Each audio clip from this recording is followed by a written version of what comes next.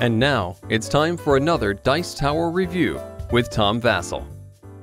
If you haven't seen my review of Castle Panic, then you want to go back and check it, because today we're not talking about Castle Panic. Rather, we're talking about an expansion for Castle Panic, The Wizard's Tower. Do these go together? Well, maybe not, but everything from here easily fits inside this box, so you can chuck the box.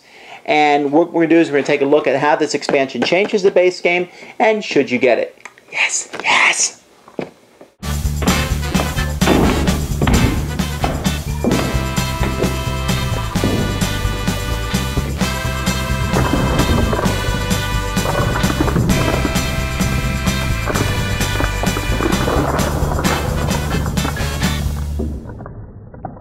Alright, here's the board. Let's talk about the changes.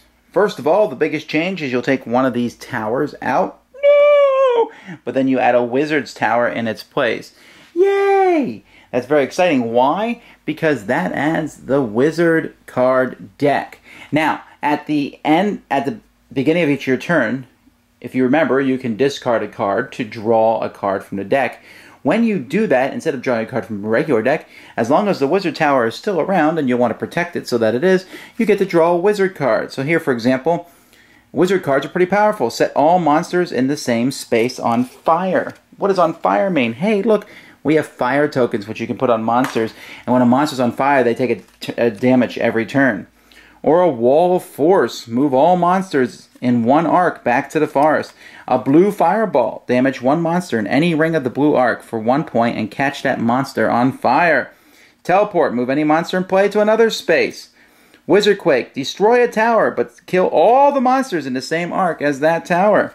Rain of Iron. Damage all monsters in the same arc, not the forest, for 1 point. Woo! This is pretty powerful cards. But not only that, they've added some new cards to the regular deck. I'm not going to show you all of them, but here's a few examples. Enchant it. Play this card with a hit card for 2 extra damage to a monster. It lets another player play a card. You can change a card's color. You can change a card's range. You can knock a monster back.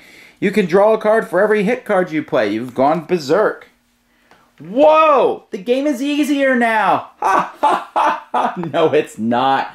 Alright, let's see what else they've added. Look at all these new monster tokens over here. But what they did is, now let's say something cool here. They added this bag. Now that is a cool bag. And in this bag, they have put a whole ton of new monsters. Now before you go screeching in agony to the door, they do take several of the tiles from the old game and toss them aside to make room for the new monsters. Unfortunately, none of those monsters that we've tossed it aside are the boss monsters. Even worse, the game comes with 6 boss monsters that you're going to take 3 of these randomly and throw them in the bag. And you say, what? Those don't look so bad. In fact, they're brown. They look a little boring. That's because these monsters, ladies and gentlemen, are just proxy. When you pull them from the bag, you will take the monster out there. Look at this nonsense. This basilisk who's 5 hit points, or this dragon, or this warlock, this hydra, and this chimera. Ay, ay, ay, ay, ay. Tons of hit points, and they often do other things, like some of them bring in a swarm of imps, which will fill up the board. Others will take these fire tokens and light your walls on fire. You take 3 fire tokens on a wall, and that wall is destroyed, or that tower is destroyed. And those are the big boss enemies, but there are plenty of minor enemies thrown in the mix too. We got the ogre, who's just big and bad, 4 hit points. We got the climbing troll. He ignores the walls, climbs right up over it, goes for the tower. Goblin cavalry, they move twice. Phoenix, well, they're good to shoot because they will light other things on fire. Doppelganger, you thought a creature is dead, he brings them back. Golems, they're almost impossible to destroy. Centaurs, they're difficult to destroy, although they're easy to kill in one section, just like the Cyclops. An arrow to the eye will take them out, but other than that, then they're pretty much invincible. Conjurer and the Gargoyle, another guy that's very difficult to kill unless you get him in the right area. And all these monsters are in the bag. Other than that, the game plays pretty much the exact same way. It comes with a card that tells you about all the new monsters and all the new monster boss tokens and what they do. And it adds a bunch of new things. Basically, the 2 big things it adds are tons of new monsters and then this wizard tower. So everything does seem to balance itself out.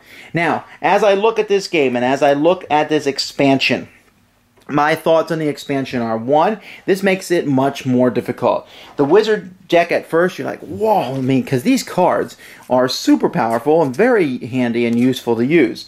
But you will find that you are concentrating all your firepower and the stuff coming towards your wizard tower because you can't afford to have a monster take this sucker out. You can't afford to lose those cards.